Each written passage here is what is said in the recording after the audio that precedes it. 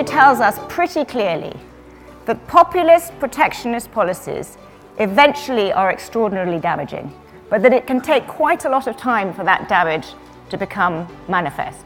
If you look at Latin America, which has probably in recent decades been exhibit A of having those kind of policies, you often get a sugar high. You often get an economic boom that lasts for a while before it all ends in tears. The fact is that for the first time in decades, the established order of fair, free and open global trade, which has done so much to enrich and empower the world's nations, is under threat. The editor-in-chief of The Economist and a UK government minister, both issuing warnings to the 2,000 industry members attending the world's largest private equity event. But whilst geopolitical uncertainty continues in 2017, industry titans remained positive that despite the upheaval, private equity will continue to thrive. I think the business community in the United States has concluded that leave aside the rhetoric and leave aside some miscues and so forth, that the agenda is pretty pro-business, and therefore if President Trump can get things through that he wants, it'll probably be good for the business community. That's a general consensus. SuperReturn International 2017 promised the leading founders and global heads, tech experts and academics, and even a pair of legendary law enforcement officers.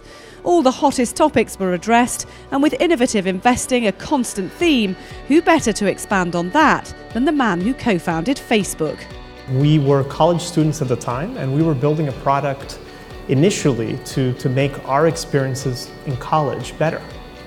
And it happened to be that because we were college students building an initial product for college students, we had perfect product market fit. Eduardo Saverin explaining the simplicity which underlined the initial success of his famous venture, sitting alongside his partner at B Capital, Raj Ganguly. Together, the pair now want to support tech innovation in areas such as artificial intelligence and machine learning, which they anticipate have countless applications across all sectors. Typically, the modus operandi has been young kids in a garage or a dorm room are going to out-disrupt the largest business in the world.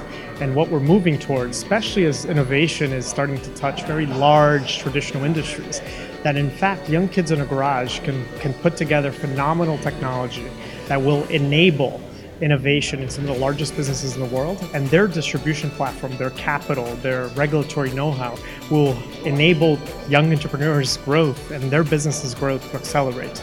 The idea is a marriage, but it requires a translation engine. Very different cultures, but with a lot of potential synergy. And we leverage our partnership with a large organization that has tremendous access to the corporate world to help bring forward that marriage. And with huge growth in the use of new technologies comes an increasing need for companies to understand and develop cybersecurity. Each device that's connected is one more endpoint, one more backdoor for bad actors to attack. So while pervasive connectivity is great for certain applications, it creates more vulnerability, and AI is really the solution to that problem. And that's a multi-billion-pound industry in itself, the cybersecurity industry. Yeah. So Exactly. So when we say AI, that's why, yes, it's a focus strategy, and I think that will pay off in outsized returns, but the applications are wide, so we leverage our end market expertise to that end. From cybersecurity to a rather more physical manifestation, and two men who know an awful lot about managing risk and taking decisions under extreme pressure.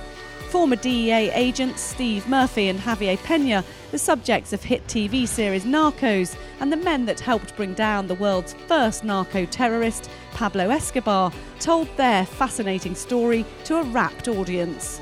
We view the title of being a public service as a badge of honor. And we're proud that we did that. You know, you're able to do a little bit to help your fellow man. You know, you feel like you're contributing to the good of the entire world. So you have to be able to focus on your mission, and this is a lesson that's just not pertains to law enforcement. This can pertain to any industry in the world.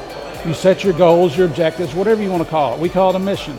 And then you have to focus on that mission, but you have to carry through. So when the times get tough and things don't go the way that you want them to go, you have to be able to see beyond that and just work through it. And we both had that commitment. to be fair, not everybody's missions are life-threatening like yours were, though.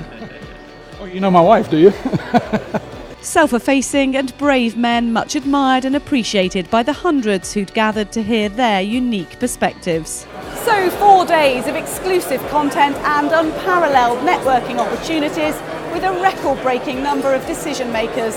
With Brexit negotiations, a Donald Trump administration and European elections set to make this a challenging year in the investment world, SuperReturn International 2017 has ensured that the industry is best prepared.